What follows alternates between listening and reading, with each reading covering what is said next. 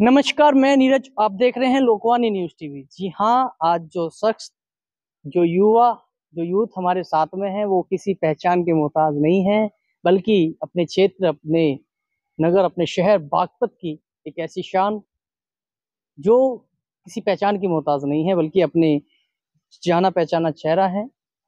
नाम है इनाम उल हक। स्वागत है आपका। Thank you so much Neeraj ji, एक लोकवाणी जैसा मशहूर बागपत का मंच मुझे प्रदान करने के लिए। ये तो हमारा भी सौभाग्य है कि आप जैसी प्रतिभा आज हमारे बीच में है। कि जो हमारे स्वामी विवेकानंद जी हुए, प्रेरणा स्रोत हुए युवाओं के, उसको आप किस तरीके से देखते हैं और इस पर आप क्या कुछ युवाओं को जो है प्रेरित कहना चाहते हैं? बिल्कुल। नीरज जी देखिए, 11 सितंबर अपने आप में एक ऐतिहासिक दिन है। 11 सितंबर 1893। दरअसल घटनाएं तो बहुत सारी होती हैं जो बहुत महत्वपूर्ण होती हैं, कुछ अति महत्वपूर्ण होती हैं, लेकिन इन सभी घटनाओं में अगर सबसे महत्वपूर्ण भारत के लिए कोई घटना थी तो वो था 11 सितंबर 1893 का वो दिन, जब सर्वधर्म सम्मेलन में भारत का प्रतिनिधित्व करते हुए विवेकानंद जी ने एक ऐसा भाषण दिया जिसने पूर्व और पश्चिम के बीच में भारत को एक ऐसे पृष्ठ पर लाकर खड़ा कर दिया जहां सभी भारत की तरफ देखने के लिए मैं मजबूर चाहूंगा कि आप उसे जिक्र भी मतलब एक जिक्र भी कर दीजिए हो। बिल्कुल बिल्कुल। दरअसल सर्वधर्म सम्मेलन में जब अमेरिका के अंदर विवेकानंद जी भारत का प्रतिनिधित्व करते हुए वहां पर भाषण देने के लिए खड़े हुए, एक बहुत महत्वपूर्ण घटना है। सभी अपने अपने भाषण दे रहे थे और अलग अलग तरीके से अपना संबोधन कर रहे थे नीरज जी, जैसे अभी आपने हमारा संबोधन किया। वहां पर सभी का तरीका अलग अलग था, कोई जेंटलमैन कह रहा था, कोई डियर कह रहा था, लेकिन जैसे ही विवेकानंद जी भाषण देने के लिए खड़े हुए और उन्होंने अपने संबोधन में कहा, मेरे प्यारे भाई और बहनों, यह सुनते ही पूरा हॉल तालियों से गूंज उठा।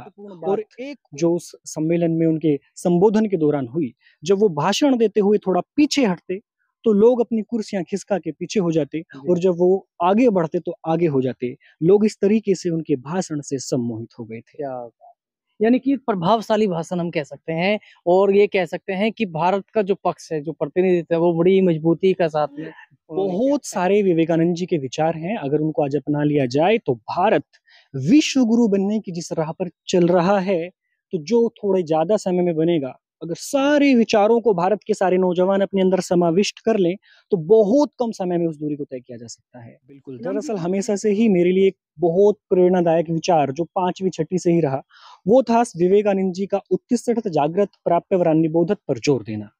इसका मतलब होता है कि उठो जागो, और तब तक मत रुको जब तक आप अपने लक्ष्य को हासिल ना कर लो।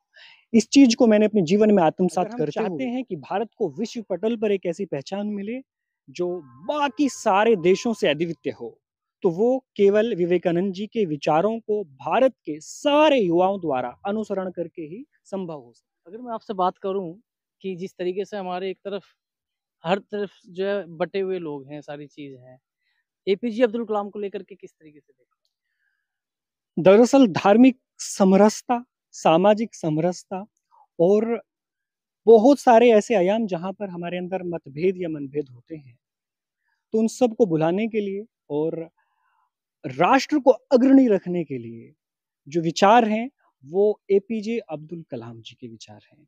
और संघर्षों को अपनाकर जीवन के सर्वोच्च शिखर पर पहुंचने के लिए हमें एपीजे अब्दुल कलाम जी से हमेशा सीख लेनी चाहिए।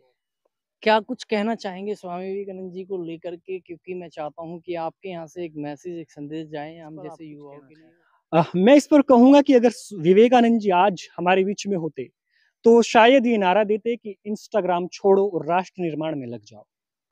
और सोशल मीडिया की बात कर रहे हैं। एग्जैक्टली फेसबुक, इंस्टाग्राम, इन सब चीजों से बाहर आने की जरूरत है, और इनका इस्तेमाल अगर हम कर रहे हैं तो वहां पर करें जहां से हमारा राष्ट्र निर्माण संभव है, ना कि हम सिर्फ पूरा पूरा दिन रील्स स्क्रॉल करके अपना टाइम और खर्च। आपको जो ये मौका मिला, आप इसको कैसे दें?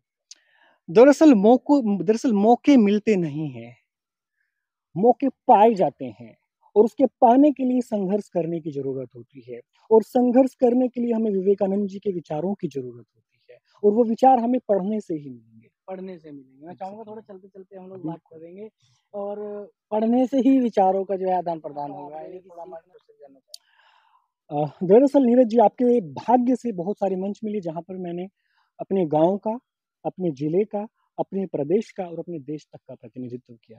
जिनमें से जो कुछ हाइलाइटिंग है मैं उन्हें आपके साथ शेयर बिल्कुल करना बिल्कुल चाहूँगा। बिल्कुल। ये साल 2022 की बात है, जब मुझे भारतीय संसद में अपने विचार व्यक्त करने के लिए आमंत्रित किया गया। या वहाँ पर मैंने अपने पूरे उत्तर प्रदेश का प्रतिनिधित्व किया। क्या बात है। जब भारत G20 की अध्यक्षता कर रहा था, उस दौरान मैंने अपने पूरे बागपत जनपद का प्रतिनिधित्व करते हुए लखनऊ के अंदर हो रहे Y20 इवेंट में प्रतिभाग करने के लिए आमंत्रण पाया। और जब लॉकडाउन लगा हुआ था, उस टाइम जो गरीब बच्चे थे, उन्हें स्कूल बंद थे और सबसे बड़ी दुविधा, जो जिन बच्चों के पास स्मार्टफ़ोन थे, वो तो पढ़ पा रहे थे। लेकिन वो बच्चे जिनके पास स्मार्टफ़ोन्स की उपलब्धता नहीं थी, उनके पास पढ़ाई का कोई ज़रिया नहीं था। तब हमारी उत्तर प्रदेश सरकार जी ने योगी आदित्यनाथ जी के निर्देश पर एक मिशन प्रेरणा चलाया। उसमें हमने गली मोहल्ले के बच्चों को, गाँव के बच्चों को जिनके पास स्मार्टफ़ोन्स नहीं हैं, मोहल्ला क्लासेस चलाते हुए पढ़ाई शुरू की।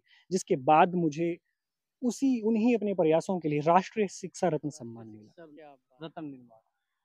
बहुत ही सुंदर बात कही आपने, साफ-साफ सुना। इमाम उल हक हमारे साथ में थे, एक ऐसी युवा शख्सियत जो काफ़ी युवाओं के लिए कहीं न कहीं प्रेरणा से कम नहीं है। बल्कि मैं चाहूँगा कि उनको भी जो है स्वामी विवेकानंद जी के साथ-साथ इनसे भी सीखने की ज़रूरत है कि बागपत क्षेत्र में एक ऐसे गाँव से, एक ऐसे नगर से आने वाले व्यक्ति हैं, जहाँ ज़्यादा सीरियस नहीं लिया जाता या कहें कि ज़्यादा उसको तवज्जो नहीं मिलती। लेकिन एक ऐसे क्षेत्र से निकल कर के आज वो भारत का प्रतिनिधित्व करते हैं, उत्तर प्रदेश का प्रतिनिधित्व करते हैं, तो ये हम सब के लिए बहुत गौरव की बात है और लोकवाणी न्यूज़ पर ऐसी ही शख्सियत के साथ में आगे भी जुड़ते रहेंगे। बहुत-बहुत शुक्रिया। जय हिंद, जय जय भारत। हिंद। बहुत-बहुत शुक्रिया। Thank you so much. बहुत अच्छा अच्छा लगा।